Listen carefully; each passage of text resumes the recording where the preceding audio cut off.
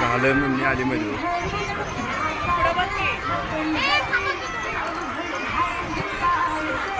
असू दे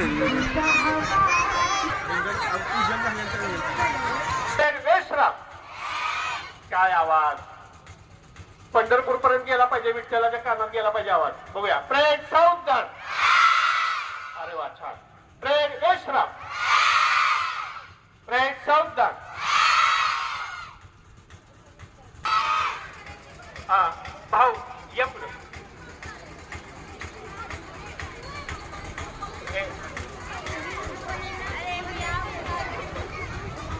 केलेला आहे आणि हा आदर्श आपल्या सांगली जिल्ह्यानं पण घेतलेला आहे. सांगली जिल्ह्याच्या सर्व जिल्हा परिषदेच्या शाळांना त्या आषाढी एकादशीचा पालखी सोहळा आयोजित करा असा निर्णय काढलेला आहे. आणि या निमित्तानं आपल्या विद्यालयामध्ये आपल्या संस्थेचे संस्थापक अध्यक्ष माननीय श्री राजाराम नागे भाऊ, सचिव वसंत इनामदार उपस्थित आहेत. त्या सर्वांचं मी विद्यालयाच्या वतीनं सहर्ष स्वागत करतो. मी त्यांना विनंती करतो की पालखीचं पूजन करावं. या पालखीचं पूजन आपल्या संस्थेचे संस्थापक अध्यक्ष माननीय श्री राजाराम नागे भाऊ यांच्या हस्ते झालेलं आहे. यावेळी उपस्थित आपले जय महाराष्ट्र शिक्षण संस्थेचे सचिव वसंत इनामदार आणि सर्व पालकवर्ग उपस्थित आहेत. त्यांचं पुनश्च एकदा विद्यालयाच्या वतीनं सहर्ष स्वागत करतो. लाटणे सर. विठ्ठला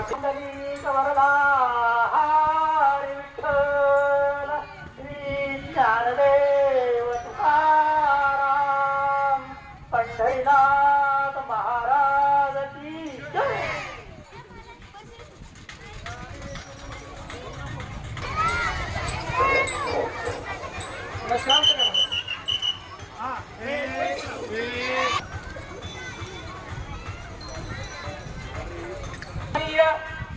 छत्रपती शिवाजी महाराज यांची प्रेरणा व आदर्श व कर्मवीर भाऊराव पाटील यांचा प्रेरणा व आदर्श घेऊन जय महाराष्ट्र शिक्षण संस्थेची स्थापना अंगी केली आणि त्या संस्थेचे सुसंस्कार, स्वाभिमान, त्याग, राष्ट्रभक्ती, चारित्र्य संपन्नता या मूलतत्वावर आपल्या राष्ट्राची भावी पिढी आदर्श व सर्वगुण संपन्न बनावी व राष्ट्रपतीशाली बनवण्यासाठी श्री शिवप्रभू प्राथमिक विद्या मंदिर उभारणी केली.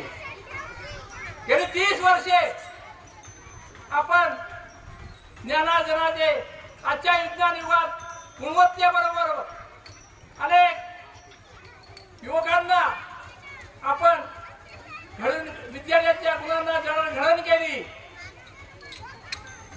आज गेली 25 वर्षे आपण अनेक उपक्रम साजरे करतो. त्यात महत्वाचा उपक्रम म्हणजे गेली 28वी युगे विठ्ठलोबा असलेल्या पांडुरंगाच्या पांडुरंगाची दिंडी आपण साजरी करत असतो मोठ्या उत्साहात आपण. कारण अध्यात्म आणि विज्ञानाची सांगड बसली पाहिजे, ही आपली संस्कृती आहे. प्रेम, प्रज्ञा आणि प्रतिभा त्यांच्या प्राणदात बसलेल्या शिवप्रभूच्या प्राणदात बसलेल्या माझ्या चिमुकल्या प्राजक्ताच्या फुलांनो, माझ्या शिक्षण संस्थेचे सचिव वसंत इनामदार खंबीरपणे सतत माझ्या पाठीत असतात. ते काय मला म्हणतात, भाऊ पुढे जरा आम्ही आहोत तुमच्या मागे. आणि विद्यार्थ्याला ज्ञानार्जन करणारे आमच्या विद्यालयाच्या मुख्याध्यापिका व सर्व शिक्षक व बंधू आणि भगिनींनो, आजचा हा उत्साह म्हणजे पुंडलिकाच्या भक्तीसाठी धावून आलेला विश्वकर्मा पांडुरंग पंढरपुरात दाखल झाला. पुंडलिक भक्तीत तल्लीन होते, आई वडील सेवेत तल्लीन होते. पांडुरंग पाठीशी उभा राहिले आणि म्हणजे अरे पुंडलिक, आम्ही आलो तुझ्या भेटीला. अनेक ऋषीमुनी अनेक तपे केली, अनेक करूनही मी त्याला भेटला, मी तुझ्या भेटीला आलो आहे. मग मी काय करू? मी म्हणला माझ्या आई वडिलांची सेवा मी करण्यात दंग आहे. त्याची झोपड होता कामा नये. त्याने जवळची वीट फेकली मा पाठबोळा आणि युगे गेली युगे 28 युगे विठेर उभा केले पांडुरंगाला. बंधूनो, त्या महाराष्ट्राच्या मातीचेच आपण आज कर्मभूमीत आपण राहत आहोत. आज आपण हा दिंडी सोहळा पार पाडत असताना आता ज्ञानेश्वरीचे प्रतिमेचे पूजन व ग्रंथाचे पूजन केले.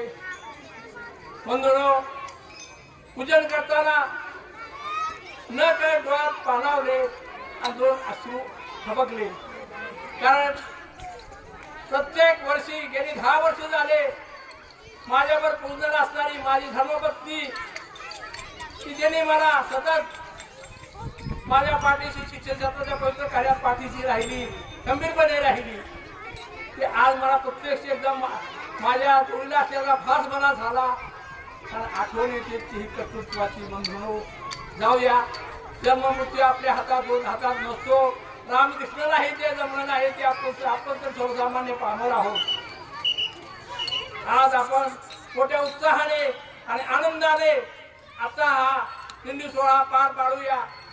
थोडसे ज्ञानार्जन करतो तिथे आपण थोडे भक्तिमय वातावरण निर्माण करूया आणि सर्वांनी भजन कीर्तन येथे दंग होऊया. अनंत शांततेत दिंडीचे प्रस्थान करूया. दादा एक सांगतो, आपल्या जयमान शिक्षण संस्थेचा आणि श्री शिवप्रभू विद्यालयाचा स्थापनेचा उद्देशच जनसेवा ही ईश्वर सेवा आहे. पैसा आणि संपत्तीसाठी आपण ही सेवा चालू केली नाही, तर शेतकरी पद्धती लोकांसाठी, मुलासाठी, प्रजाची भावी पिढी आदर्श घडवण्यासाठी स्थापन केलेली ही सेवा आहे. सेवेत कधी संपत्ती सत्ता येत नाही.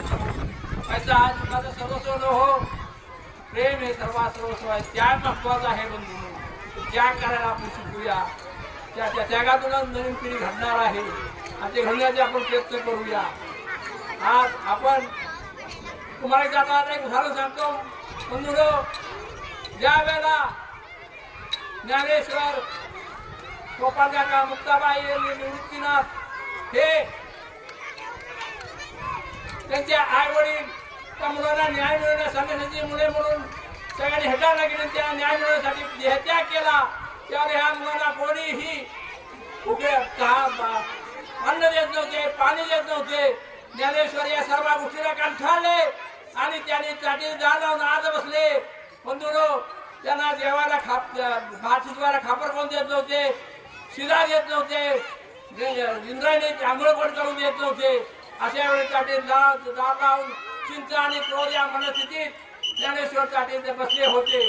त्यावेळेला सर्व संत मंडळी जमले. ज्ञानेश्वरांना आता कोण बाहेर बोलवणार, साठी जाड कोण उघडायला लावणार.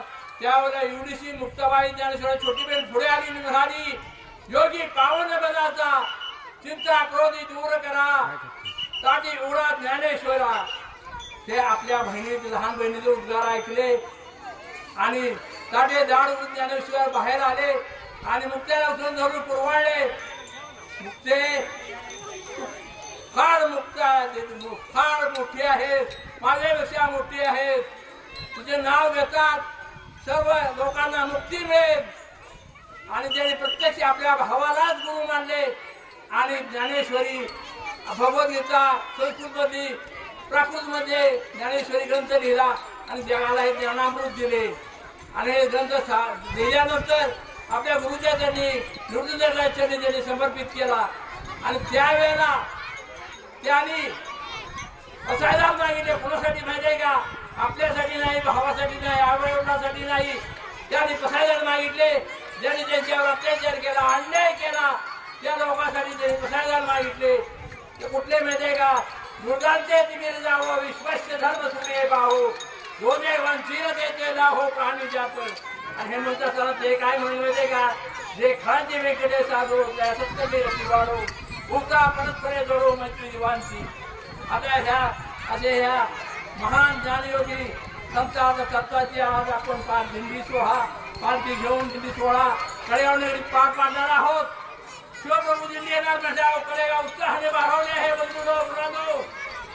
प्रत्येक सुवासनी रस्त्या घरापुढे रांगोळी काढून ताटा निरंजन घेऊन बसले आहेत आपल्या दिंडीच्या स्वागतासाठी. आता थोडेसे भक्तिमय वातावरण करूया आणि दिंडी साजरी करूया. बोला पुंडलिक वरदेव हरी विठ्ठल श्री ज्ञानदेव तुकाराम पंढरीनाथ महाराज की, ज्ञानेश्वर महाराज की, तुकाराम महाराज की, नामदेव महाराज की जय. छत्रपती शिवाजी महाराज की, धर्मवीर संभाजी महाराज की जय. भवानी जय भवानी. हा चला या सर सगळे. धन्यवाद भाऊ. देवबा मला तुझा छंद म्हणा सर्वांनी, सर्व वारकऱ्यांनी म्हणायचं आहे. आता आपण सर्व विद्यार्थी वारकरी झालेलो आहोत. लक्षात येतंय? हा टाळ वाजवायचा आहे. टाळ पहिली दुसरी टाळ वाजवा. श्रीगंध आवाज मोठा आला पाहिजे. कपाळी केशरी गंध विठोबा मला तुझा छंद, विठोबा मला तुझा छंद, कपाळी केशरी गंध, कपाळी केशरी गंध विठोबा मला तुझा छंद. माऊली मोठ्याने म्हणायचं, मोठ्याने. कपाळी केशरी गंध विठोबा मला तुझा छंद. विठ्ठल विठ्ठल विठ्ठला हरी ओम विठ्ठला.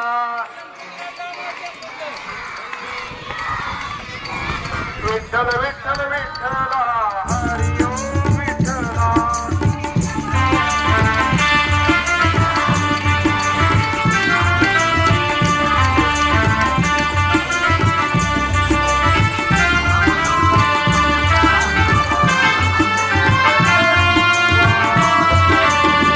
पाऊले चालती पंढरीची वाट, पाऊले चालती पंढरीची वाट.